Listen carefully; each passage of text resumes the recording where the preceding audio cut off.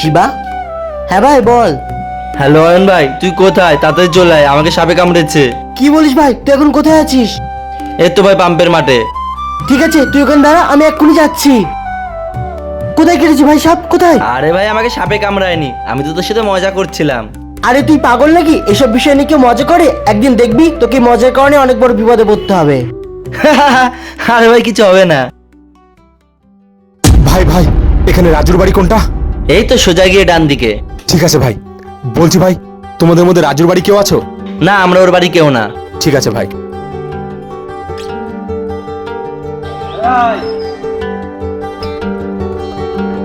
ওর বাড়ি খুঁজে পেয়েছো?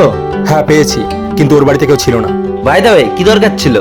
ভাই, রাজুর অ্যাক্সিডেন্ট হয়েছে, মনে হয় না ও আর বাঁচবে।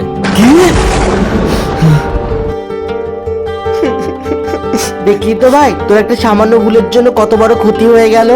হ্যাঁ ভাই, তুই ঠিকই বলেছিস।